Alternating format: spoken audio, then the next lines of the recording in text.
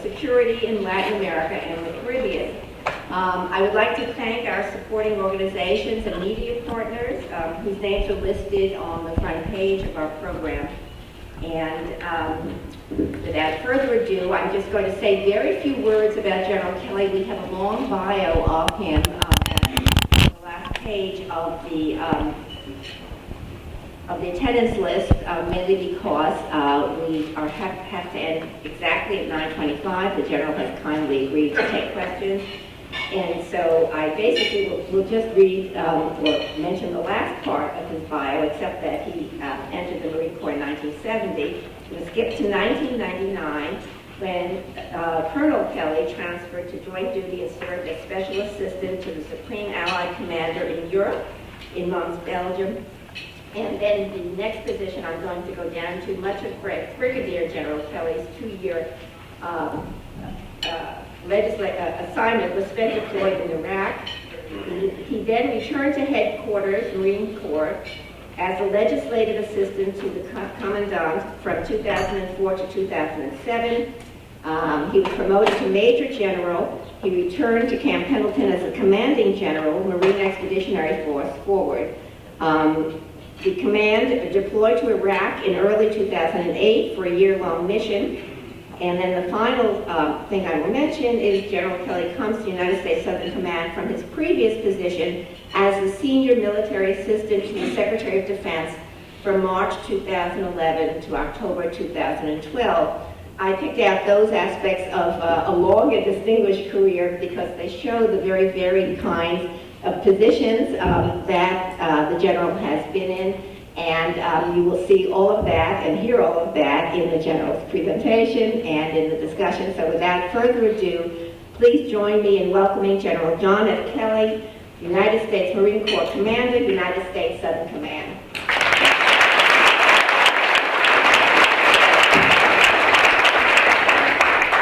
Thanks a lot, Susan. I appreciate the intro, and I really appreciate you not going into the bio.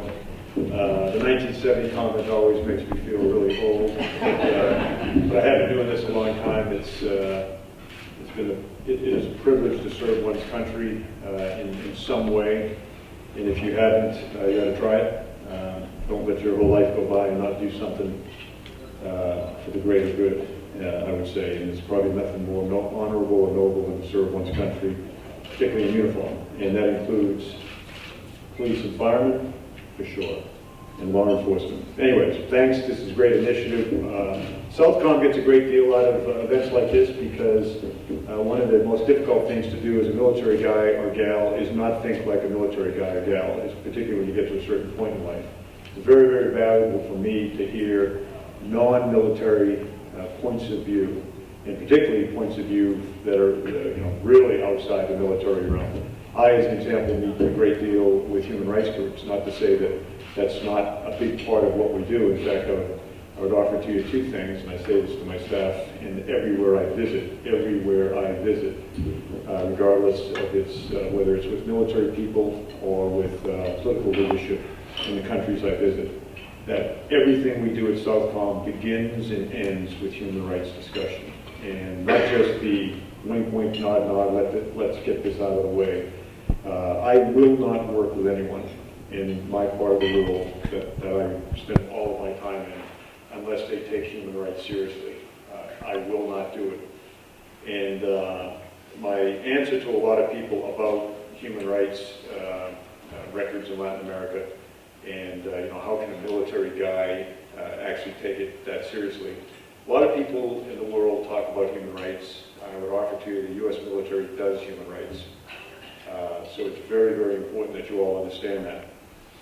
And as I say, I meet with human rights groups all the time. Every country I travel to, I meet with not the governmental human rights groups, but civilian or independent human rights groups. And then 2 or 3 times a year, Jordan, how long I've been here 15 months, I think I've done it 3 times, I think, in Washington, where you get the, if you will, human rights group elite up there that work the Washington part of human rights. So it's a big deal to me, take my word for it.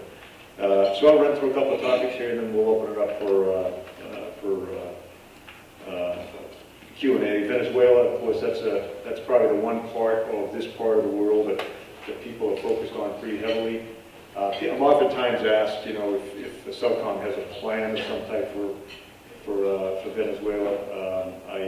When I worked for Secretary Panetta, former Secretary of Defense, every time there'd be an issue in the world, I'd come in and say, okay, I'm going to bring up the guys who handle that plan for us. And he finally said to me one day, you know, do we just have a plan for everything? I said, Mr. Secretary, the United States military has a plan if South Carolina invades North Dakota.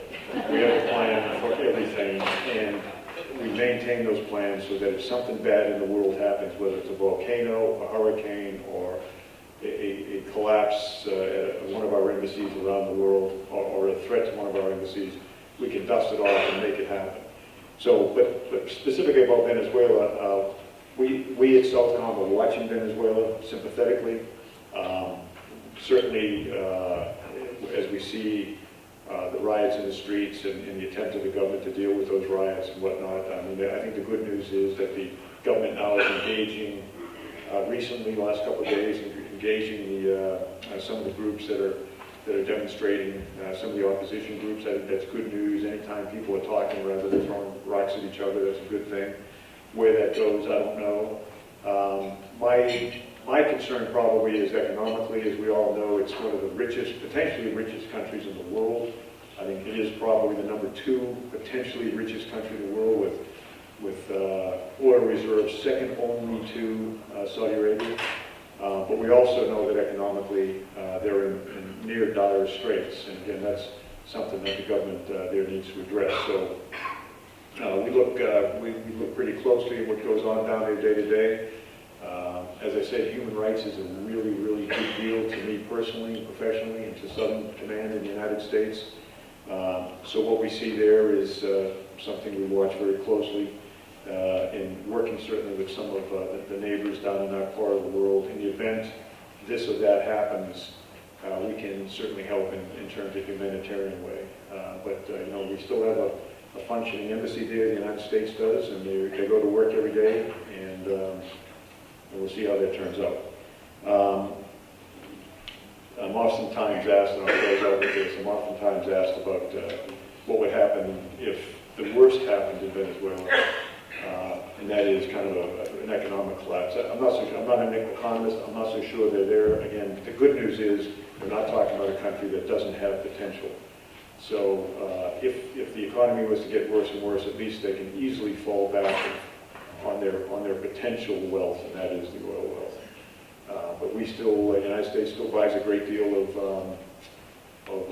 their fuel. It's a small fraction of what the U.S. uses, but we still buy a fair amount of their fuel. We refine an awful lot of it for further shipment around the world. Petrol-Korea, of course, is important to us because it does support a number of other countries with very, very weak economies. We hope that continues. But I think I'll let Venezuela go there. Keeping an eye on it, and frankly, on a personal and professional note, I just wish the Venezuelan people, certainly the Venezuelan government, good luck. Talk to Central America now real quick. One of the biggest issues I deal with day in and day out, of course, is drug trafficking. Just a couple of data points. All of the cocaine that's consumed in the United States comes from Latin America, primarily from Colombia. The Colombians are heroic in what they've done in the last 15 to 20 years to deal with the problems in their country. And I say heroic. The United States has given very, very, very little money to them.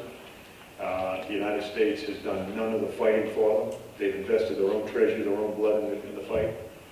They eradicate unbelievable amounts of coca before it's harvested. They get unbelievable tonnage of cocaine before it ever ships out of their country. They destroyed last year, I think, 1,400 jungle cocaine labs. So they are phenomenally effective. And although not Central America, I want to give some other perspective about drug and cocaine flow. Peru is a major producer of cocaine. Once again, that country and its political and military leadership are getting after that problem. It is a threat to any country to have drug either grown or trafficking through it. Until you deal with that, you are at risk as a democracy. And the Peruvians are doing a magnificent job getting after that, and we work with them very closely. The other big producer in the world, the number 2 producer, is Bolivia. We don't really have much in the way of relations with them, unfortunately, and frankly, I'll leave it go at that. So let's talk about Central America now, the drugs. The drugs leave, cocaine leaves primarily Colombia on its way to the United States, makes initial landfall up until recently really almost all into Honduras, and then enters this incredibly efficient distribution network. Oftentimes, I don't think Federal Express necessarily likes the comparison. The drug trade buys an awful lot of weapons used in the violence in Latin America, and a lot of those weapons come out of the United States.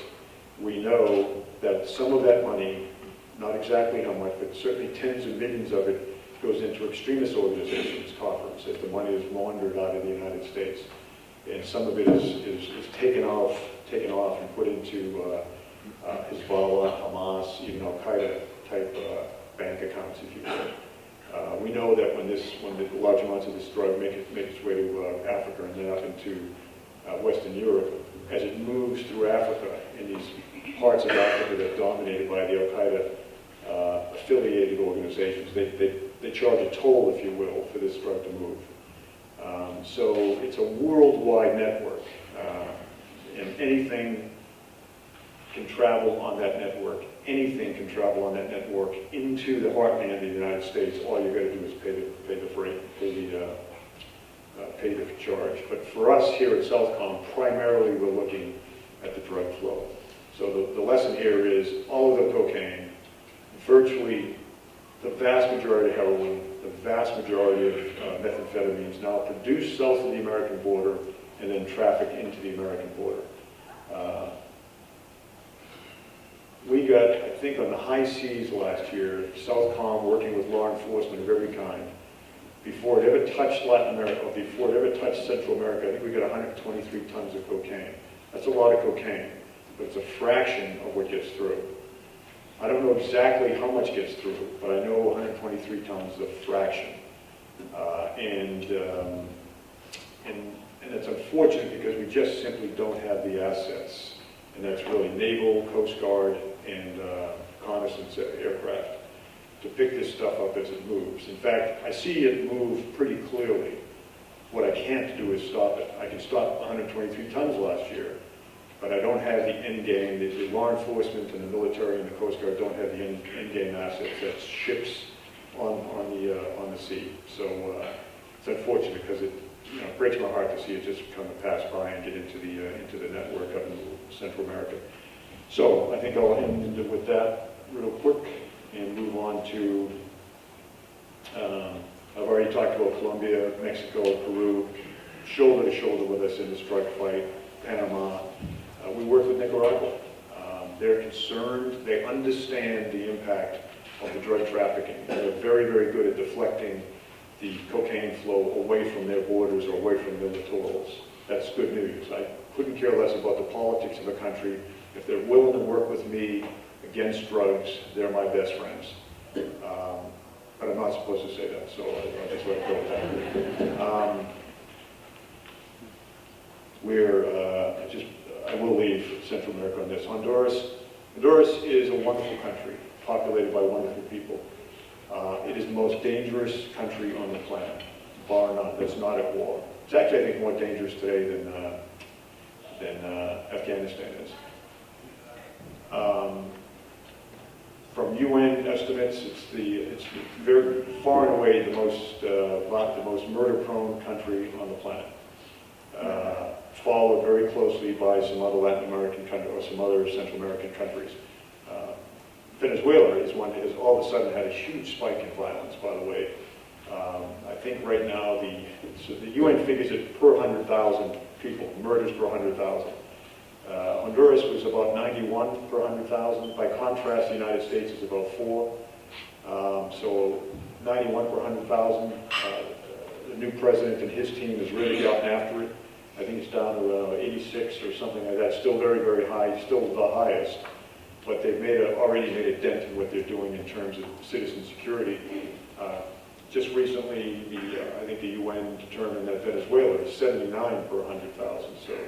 So for different reasons, but these countries, again, at risk an awful lot of it because of drugs. Not 100% of it because of drugs, but an awful lot of it because of drugs. But the Hondurans, a new administration has come in. He's committed to trying to get his arms around the citizen security issue. He's committed to trying to get his arms around the narco trafficking that, again, flow through his country, not consumed in his country. And we're working very, very closely with him. We're not providing soldiers, sailors, airmen, Marines. We're not providing a lot of money, just helping them think their way through the problem. But it's the dedication of the national leadership that I think has all of a sudden made a big difference in Honduras. Last week I spent I spent a lot of 2 full days in a country called Haiti.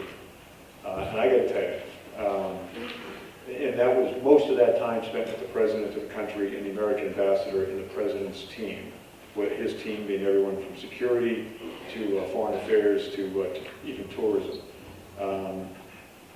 Clearly, we all know this, Haiti's got a ways to go, but it is a remarkable thing, I think, to see the progress that has been made in the last 2 years. I went to a part of Haiti that I didn't know existed. And in fact, 600,000 tourists visited there last year, and they didn't know it existed. They didn't know they were in Haiti. Cruise ships and people travel to a couple of northern parts of the Haitian coast, either on the coast or a small island right off. And the cruise ships tie up there from Miami all the time. They don't know they're in Haiti.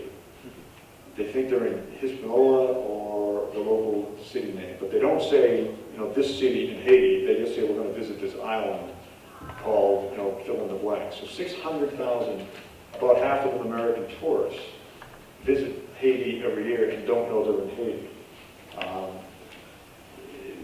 There's a remarkable amount of potential in that part of Haiti just for tourism. And so we visited there for just briefly with the president. Other parts of Haiti, the government working with NGOs and working with our commerce people in the United States, or State Department people in the United States, establishing cottage industry type things, building housing for people to get out of the camps. I mean, there's only, I think there's about 65,000 people still in the tent camps. But there were 500,000+, I think 700,000 in the tent camps. So every day, better and better. We visited some of these newly constructed housing kind of facilities where they're moving people out of the tent camps and into places that have potable water and fuel and safety. And the police that live there, the police that were displaced by the earthquakes are living in these communities as well. So when they're off duty, and if you know cops, on or off duty, they're always cops, and that's a good thing, and it stabilizes the neighborhood. We went up onto some of these new industrial areas they've opened up, where they're making 1,500, 2,000 people working, producing whatever, shoes, clothes, things like that. One of the things the president mentioned to me, and again, I'm not an economist, but one of the advantages, a little bit of an advantage they have is the, the Hope Act? Okay. The way I understand it, things that are produced in Haiti can come to the United States pretty easily without a lot of tax or whatnot, right? And it gives them a little bit of advantage, right? Is that, if I got it more or less right? And people have, I mentioned this up in Washington just yesterday, and people say, well, why do they get the advantage? Well, first of all, they need the help. They're willing to work. They want to work. They want, well, I was about to say they want to pay taxes. No, they don't. Neither do I. But they want to work and they want to be self-reliant, and if we don't give them an opportunity to do it in one way, by actually having a job and having a temporary advantage given to them by the Hope Act, then they won't have jobs, in which case we'll have to give them foreign assistance, which is, I'm not a believer in welfare. I think if a person, there's much more dignity in work, but at the end of the day, you can't let people not have some substance in their lives. So I would just say that if you have any influence at all, I think to take a long, hard look at this Hope Act. But overall, I got to tell you, the message in Haiti is very good. I met with the the leadership of the National Police. There's 11,000 of them. They're going to build to 15,000 in the next couple of years. Talked human rights, talked judicial, talked a lot of different topics with them, with only them, no other senior officials in the room. They shared with me their frustrations. They shared with me their plans. I think they're on track. Part of the program the United States has down there costs us very, very little, but we take policemen, U.S. military or U.S. civilian policemen from New York City that has a fairly substantial Haitian community. So these guys are U.S. cops from New York City, street cops, Haitian background, speak the language, that come down to Haiti for 4 or 5 months. We pay for it.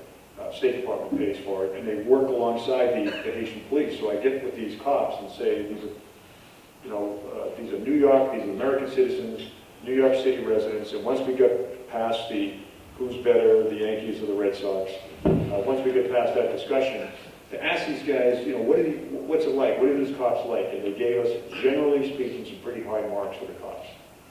He said, sir, I see corruption every day where I live, and it's the same kind, taking the apple off the top.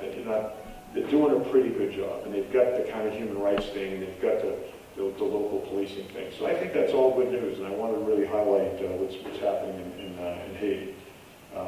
And to the degree that you all can kind of look into that, because over time, they'll need assistance, but with people coming in and investing, and people coming in, the businesses in particular investing, and President Martelli is wide open to meeting with anyone, anytime that wants to come and invest in Haiti. And I really do encourage you to take a long, hard look at that. And if you want to take a great vacation, going to the north coast of Haiti, you very much enjoy it. Last thing I'll talk about, JTF Gitmo, Guantanamo Bay. I run Guantanamo Bay. I don't run the policy of Guantanamo Bay. As you all know, I think, the U.S. policy right now is to run a facility for detainees in Guantanamo Bay. That's the American policy. The President certainly would like to have another policy, but right now that's the U.S. policy. My part in that is to make sure that the detainees are cared for in a dignified and safe environment, and we do that every single day. These are not good men. They are not guys that just get picked up walking down the road in Afghanistan or in other places. These are bad men. Many of them are very, very, very bad men. My troops down there, American kids, are subjected, generally speaking and routinely, to the most vile type of insults, particularly our women soldiers and our African-American soldiers, the most vile kind of insults and the most vile kind of assaults, physical and otherwise. But all of that aside, they do it with a happy heart, with a smile on their face most of the time. And at the end of the day, you can take it from me that about, I generally say 90%, but I'll say 92% of what you read about Guantanamo Bay is bull. They're well taken care of. It's a humane environment. We have thousands of visitors a year come, with the exception of a very small part of the detention facility, get to walk through unannounced and see what's going on. ICRC, other human rights groups, members of Congress, there's 14 members of Congress down there right now, and they all walk away with, okay, policy aside, this place is a well-run facility, and these people are well taken care of. So Susan, I think I'll stop there, if that's all right with you, and I'll get them all full of coffee, and we probably have about half an hour to talk. Terrific. Thank you very much.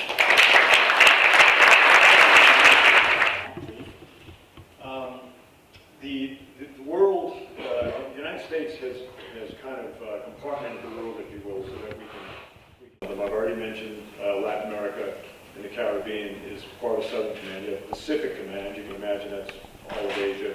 European Command, that's all of Europe. Africa Command, etc. So there's 5. And a big part is partnering. Now, if you're in Central Command, which is the Persian Gulf, Middle East, you spend a lot of time dealing with violence and wars, and potential war. The good news is for Latin America, in my life, it was almost inconceivable to me that there would be a state-on-state state-on-state engagement. If you take drugs off the table, in the result of which drugs bring to a country, Latin America's doing pretty well economically. Democracy is doing pretty well. There's a few countries, oddly enough, that were democratic and are kind of stepping back from an open and free society, human rights, free press. But again, that's their business. That's for those people to sort out. So in my world, I don't need a lot of military capability. Lloyd Austin out of Tampa, who looks at Central Command, that's the Middle East, he needs a lot of military capability. You've heard of the Pacific pivot, that is to say that we need to have U.S. military forces as a stability influence in Asia. So where does that leave Southern Command? The shortfall I experience is in the drug fight, if you will.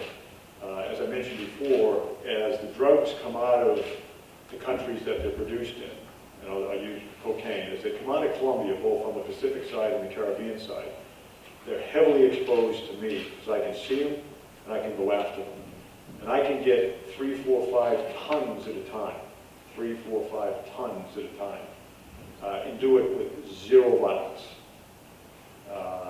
Zero violence. There has not been anyone hurt in terms of going after a drug boat. There's not been anyone hurt in, to the best of my knowledge, in years.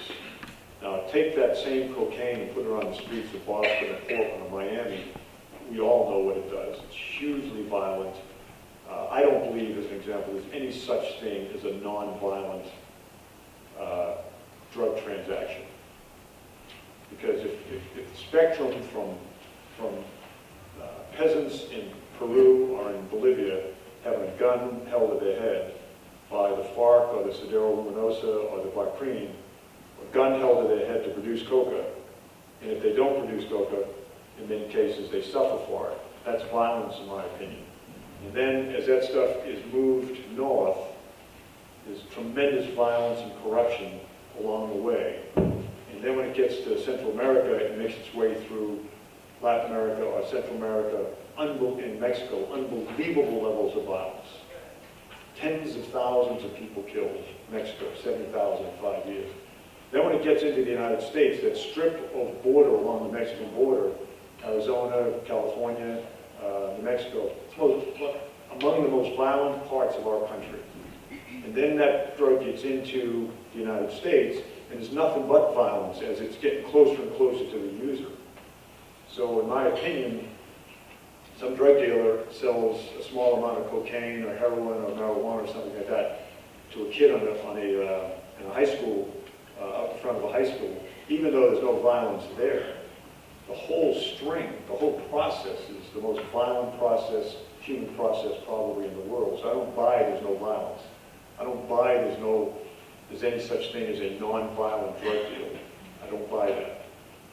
But that said, with more assets, and I'm talking about primarily Navy and Coast Guard, in a completely non-violent operation, I can get a lot more drugs. And what we're really trying to do with drugs at the end of the day, because you don't go to zero on drugs, what we're really trying to do is keep drugs out of the hands of high school kids. If you can keep a person from experimenting with drugs in high school by either limiting the amount of availability and at the same time driving up the cost, just like cigarettes. For every quarter a pack of cigarette goes up, there's a certain percentage of American teenagers that don't start smoking. So we're really focused on keeping drugs, the price of drugs high and the availability of drugs low for high school kids. Because if they don't get wrapped up in drugs in high school, they're not going to start when they're in their 20s or when they go to college. So that's kind of the point about not having the assets, Susan. If we had more, we could take more. If we had less, or we do have less, we don't get as much. It's still a remarkable amount of effectiveness by our military, by our Coast Guard, by our Homeland Defense, Drug Enforcement, FBI, Commerce. It's an amazing Treasury. We've got a very robust Treasury, Department of the Treasury section in Washington, but we have representatives in Southcom going after their drug traffickers is what to do, how to launder that $84 billion. And I kind of make a joke here, but when I go to work in one, someone says, hey, sir, we just got a big bunch of money in a container, we just weigh it and turn it over to the Treasury Department. They count it. We just weigh it. So just think of 900 pounds of money, how much money that is. So anyway, I think that's your explanation. Thank you. Beatrice? No? Where's the mic? Beatrice? No. Thank you. Good morning. Beatrice Rangel from Andra Consulting. Sir, in the 1970s, the United States took a very strong stand vis-a-vis the drug trafficking routes in the Caribbean. And as a result of that, the situation improved immensely. What is making it so difficult to do the same thing through Central America? Because it seems to me that what happened was that all the routes in the Caribbean that were closed thanks to these policies that the United States undertook with the Caribbean nations, they moved to Central America, and that's where, evidently, in spite of all the work that has been done, progress is not as desirable as it would be. That's actually a great point. 20 years ago, 15, I guess more 20 years ago, the cocaine was mostly coming here to Miami. Remember Sonny Crockett, Miami Vice, you know, that period, the 80s. And it was coming up mostly through the West Indies, the Caribbean islands, and then making landfall here in Florida and then moving forward. That was kid stuff in comparison to what goes on today. They were, in those days, that was kind of an individual, small entrepreneurs, if you will, buying the cocaine and as it was produced in Colombia, and then, you know, kind of moving it up. It wasn't very well organized, fairly effective because there was a lot coming. But you're right, both the United States, particularly Florida, law enforcement officials really started to go after it here locally. The DEA got after it in these islands and whatnot, and it kind of then shifted. And it's a business. They will send the cocaine any way they can get it here. So it shifted away from there because we essentially didn't stop it, but we blocked it and deflected it, if you will. And then it came over, and once the union was made with the Mexican cartels that are, I mean, these are international businesses now. There are Mexican cartel agents in every country on the planet. They are in China, they are in India, they're everywhere. And they're controlling the flow of cocaine and other nefarious kind of items around the world. So once the cocaine deflected to go up the Central American Isthmus, and then over time, these individual drug gangs, if you will, turned into a international business that with worldwide distribution points, worldwide financial interests. And so kind of that's why. Now, what are we doing on the Central American Isthmus? We are doing a lot of great things, as I've already mentioned, but the disastrous, the corrosive effects that the drug trafficking had on these countries have, in some cases, some of our Central American partners, their court system really doesn't work anymore. Their police departments really don't work anymore. I was talking to the ambassador a little earlier this morning. Some of the policemen have told me, you know, that their little girl coming home from school will be abducted and then held for 48 hours and then released. And then the message is, you know, police official, clean, honest, you know what's next. Or another one told me a minister, I won't the country, the Ministry of the Interior gets a CD in the mail. And the CD shows his two little kids leaving home in the morning, skipping down the street, going to school, in an upscale neighborhood, as you might imagine. And going to school, and then the next sequence in the CD is him and his wife and his two kids, his mother-in-law walking out of the home on Sunday morning going to Mass. He gets that in the mail. Well, the message is, we know who you are, we know where you live.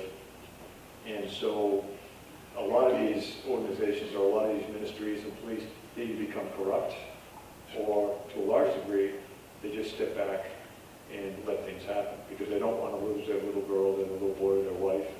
I don't know about their mother-in-law, but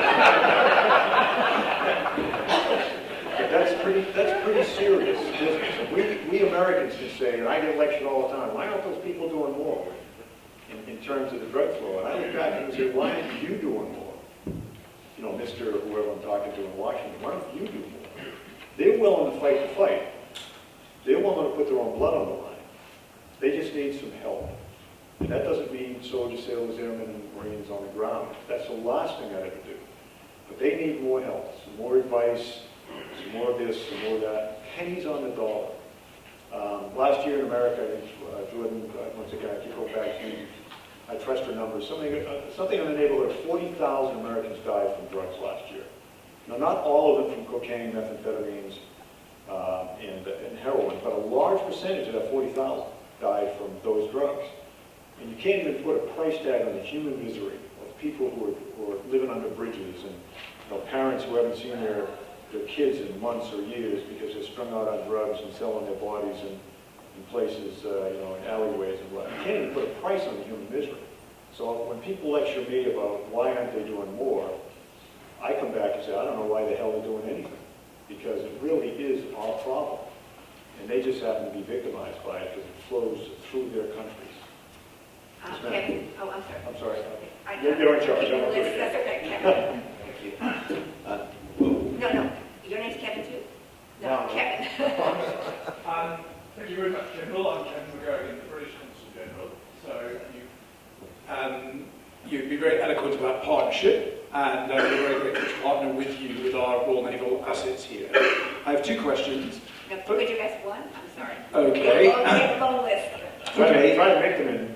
I will segue them into one. So essentially about, in terms of partnership, one of the countries you didn't mention, I'd be very interested in your observations on is Brazil, given, just like the UK, growing domestic consumption of narcotics there, but also a rising regional power.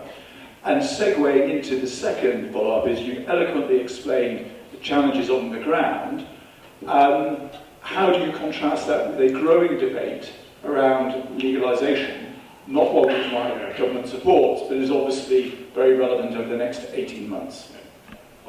First of all, I need to give credit to a couple of countries that are, in addition to who we work with in this part of the world, or who live in this part of the world.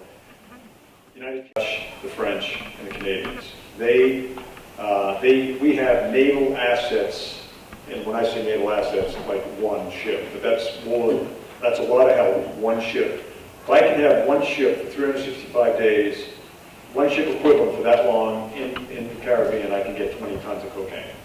So you folks do great work. That said, I don't think we're going to see any of your ships for some time to come. A lot of things going on in Europe, all crazy and worried, and justifiably Ukraine and whatnot.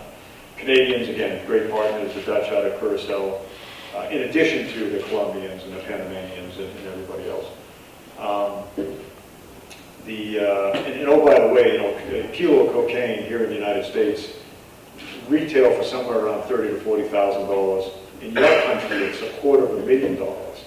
So what we've been doing is trying to convince these businessmen, the cartels, to really go where the money is. And that's Europe, Great Britain. As I say, we're seeing more and more of the flow going in that direction. Generally speaking, the Colombian production comes to the United States, or at least tries to get to the United States. The Peruvian and the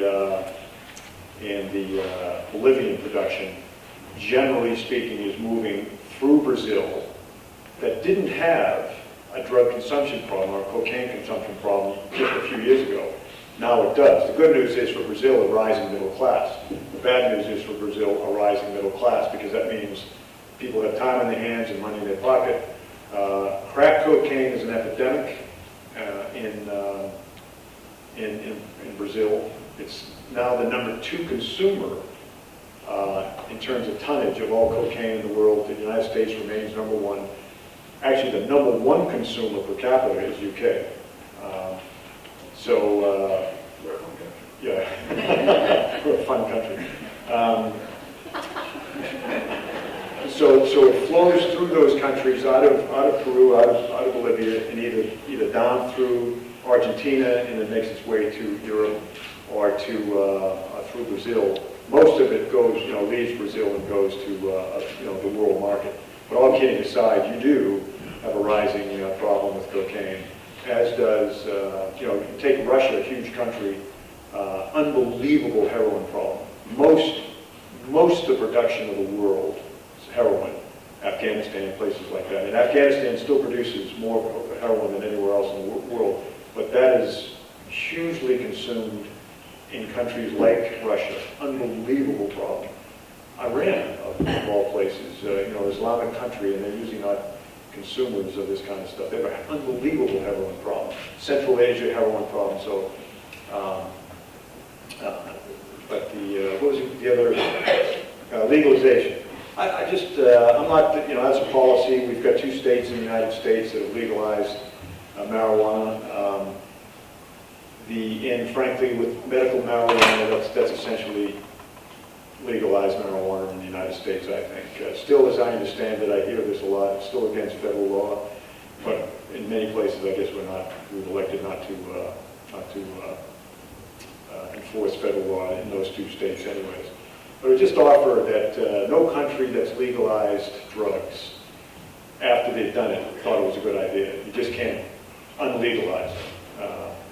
The social costs go up very quickly. In fact, Colorado now has just realized that the amount of money they're going to make in taxing marijuana will be a fraction of what it's going to cost to deal with the social costs of marijuana.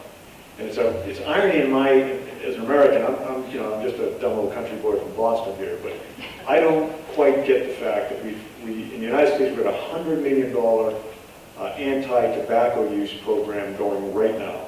And you've seen some of these really graphic, very effective commercials on TV about don't smoke. Don't be stupid, with all due respect to the smokers. Don't be stupid and smoke. Yet we're not doing the same thing in terms of drug use, marijuana. I think 30 or 40 years ago, half of Americans smoked. Today, I think it's like 17% of Americans smoke. So the the campaigns against doing things actually work. But I don't know why we would take something that is inherently bad for you, and anyone that doesn't acknowledge the fact that even marijuana is bad for you over time. So we take something that's inherently bad for you, and because it's kind of now politically okay, and because it's now socially okay, why would we would want to legalize that? And yeah, I mean, I grew up in a very heavily drug-infested neighborhood in Boston. Some of the guys I grew up with, smoked marijuana and did other drugs and are now lawyers. But for everyone,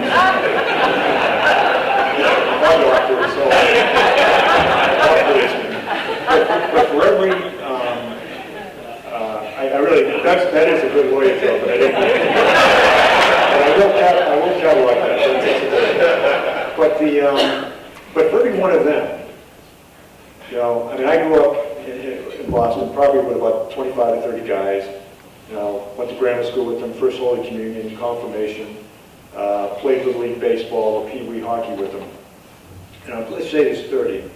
There's only 2 still alive.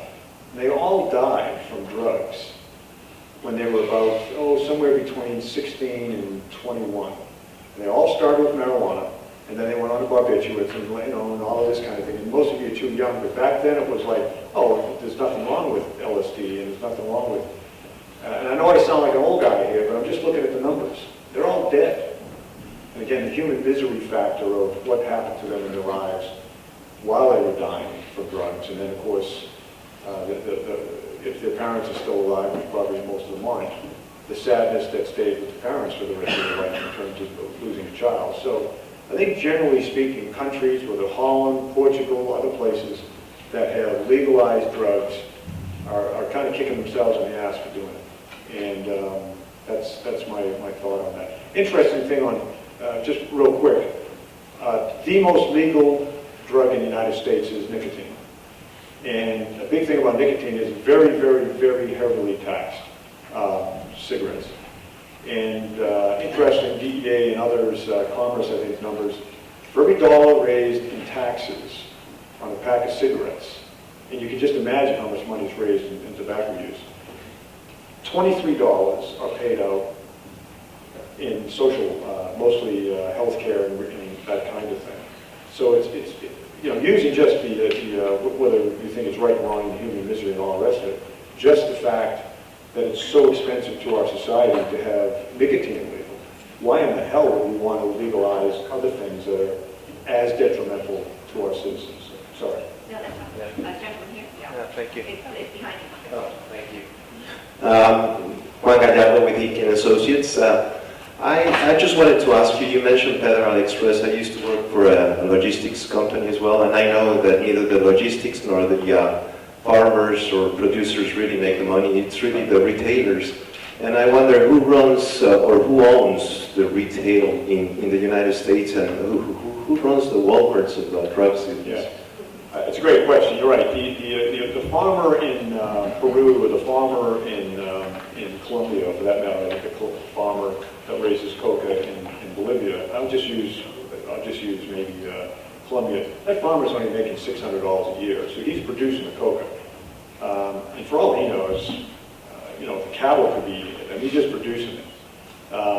And then the criminal organizations that are there with the FARC. And by the way, I mean, the FARC are up to their noses in this drug trade. And in my opinion, in all of the, if the human rights groups want to be honest, which I think they do, the FARC are the worst, in my opinion, human rights violators on the planet and have been for 35 or 40 years. I could go into it forever. What they do to the people that come into the organization, what they do to the people that live in the areas of Colombia that they thankfully control less and less of. But the FARC, along with the criminal gangs, in many cases, force the farmers to grow coca, then take the product, the paste, and then it gets turned into cocaine and then makes its way north. And in a sense, they're part of the network, but a semi-independent part of the network that then pushes the cocaine into the real retailers, wholesalers and retailers, and those are the Mexican cartels.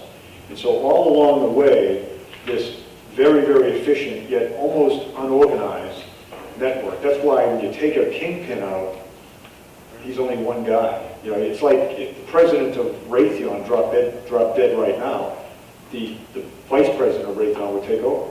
So these are very, very sophisticated organizations. But if you needed to say who's controlling it all, it's the Mexican cartels. Here in the US? No, in Mexico. No, Mexican I mean here in the U.S. because take for example Chapo Guzman. I mean he went only to elementary school. I just can't believe that he was able to run really things here. Yeah. I can believe that he could transport the drug here, but they control it. They sell the cocaine or they sell the drugs into a distribution system in the United States. So you know that the drug dealer that's selling cocaine or heroin to a high school kid out in front of Coral Gables High School right now, he doesn't know he works for the Mexican cartels, but he's being supplied by an efficient system that is pushing the product to him for sale. And that's controlled by the cartels out of Mexico. And by the way, no regulations, no human rights concerns, no environmental concerns, and more violent, you know, or as violent as Al-Qaeda. George, and then this lady's got to have an opportunity. Go ahead, George Reeves. Thank you. The General, on the issue of interdiction again and the budget,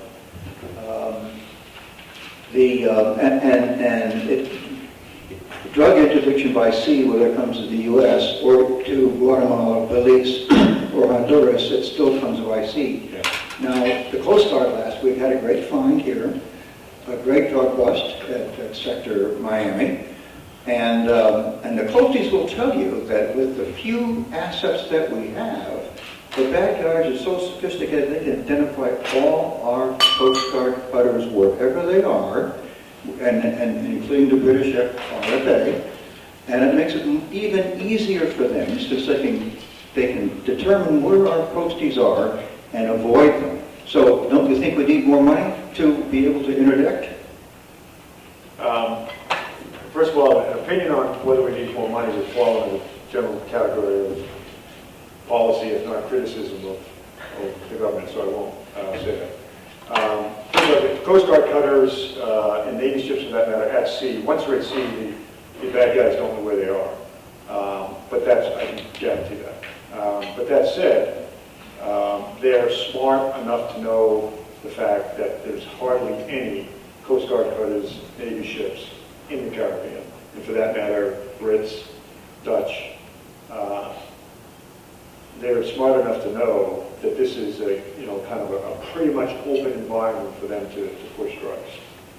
And as I say, the beauty on my end, on our end, law enforcement, it's a whole of government, U.S. military, Coast Guard, police, DEA, FBI, Commerce, Treasury. The beauty is when it's moving through what's called a transit zone. It's 1 to 3, 4 tons at a time. A couple of guys on the boat. They don't have guns when they throw everything over the side. They try to throw the drugs, but we get that. But the point is, no violence, 3 to 5 tons. By the time that say it's a 1-ton load, by the time that 1-ton load makes it to the southwest border of the United States, Texas, Puerto Rico, not Puerto Rico, but Texas, California, let's see, Arizona, and New Mexico. Once it hits there, it's in the trunk of a car, 3, 4, 9, 12, 15 kilos. So you can see the distribution. So even though they're getting, I think last year on the southwest border, in fact, I just went to a conference in Washington yesterday, I think they got something like 10 tons. That's peanuts. I got 130. And just imagine how much gets through. So the place to stop it, it's when it's moving, before it gets ashore in Central America. But we are seeing more move up the Caribbean. And of course, the focus is actually to try to get it into Puerto Rico, because if it's in Puerto Rico, it's in the United States, and then you can just mail it to the mainland. So. Thank you. One here.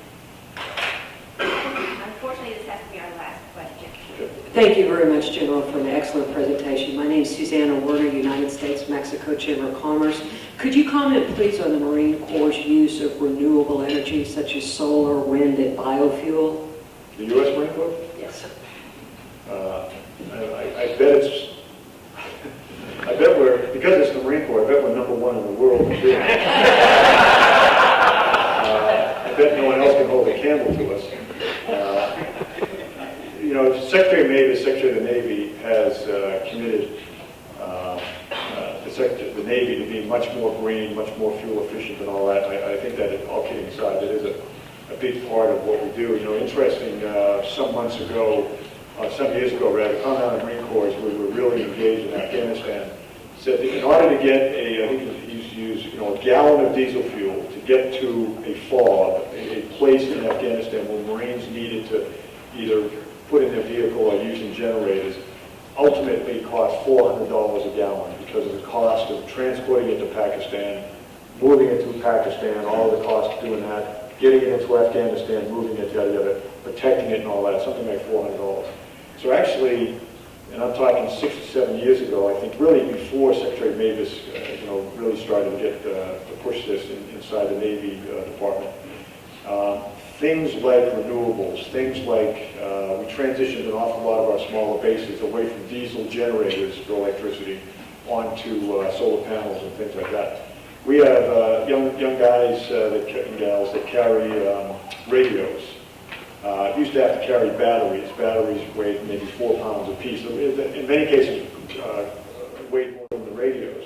And in order to constantly communicate, these are infantrymen walking, you need to carry many, many, many pounds of batteries. Now, with this fold-out panel, so when they stop during the day, they can fold the panel out, recharge the one battery that's in the radio, and operate the radio based on, and then close it back up. So instead of carrying, and these batteries are super expensive, lithium batteries, and instead of carrying a whole lot of batteries and the cost associated with that, for $60 or something, you buy the solar panel, and it's like a blanket. It's like a thick, like a quilt almost, and it's probably smaller than this table. But if there's sunlight, it works. So, and a lot of biofuels. I think some of the experiments we're flying for some of our Navy and Marine Corps fighter jets using bio-type fuels. So, that's all good news. Yeah, sure. Well, thanks a lot, Susan. No, a pleasure, and please join me in thanking General Kelly.